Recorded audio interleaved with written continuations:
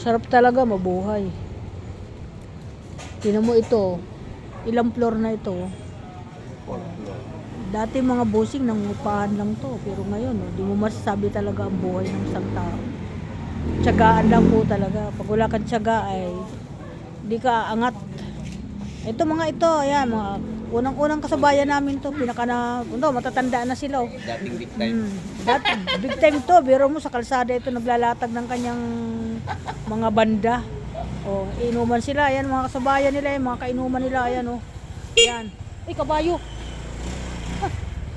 Ayan, mga rami dito mga nakaparadang mga ano kasi mga namimili ito dito. Ayan. Ito. Ito, siya. At yan, mga kaibigan na. Nasa call center. Ito mga kasabayan namin dito. O, nandito sila. Matagal na. Nalugi ako doon. Puta, sila ang kumikita. Dating kumbo yun. Sila, di ba? Asan na ngayon sila? Wala na, nagtatrabaho na.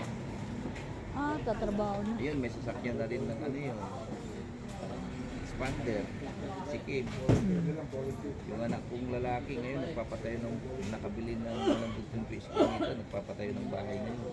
Oh. Kailangan talaga, habang mayroon, habang bata ka pa, ay gagamitin mo. Ibigay mo sa kanila. Oh, sige. Pag kumuha sila, sabihin mo, Alam mo, nakailan sasakyan na yung mga yan? ganito, sabihin mo sa kanila, kumuha kayo kay anak ni Kuya Dani nyo. Kasi Oo. sabihin lang nila doon kay anak ko si DJ, kasi nagbibigay ng mga maraming previous yun. Oo. Para maraming libre. Ay, din sila ng kanila daw sa ano, mga sasakyan. Ako inaalok dito. Ang dami oh. Tignan mo, ganyan ang ano namin. Mga hinahanap buhay. Kahit matanda tayo. Ay. Hello, good morning. Hello. Next talk tayo, dalang bolyo po ah. Sumas. Iwo! May laman ako sa Santa Monica. May ano? Didirby ako, 3 hits. Baka gusto mong pumusta. Ano yun? Sabong. Di magsasabong yan. Di yan marunong. Wala yan, di nagsasabong yan.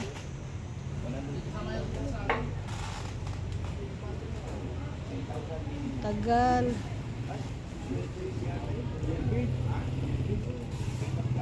Okay, bye-bye. Welcome to my vlog. Maraming salamat.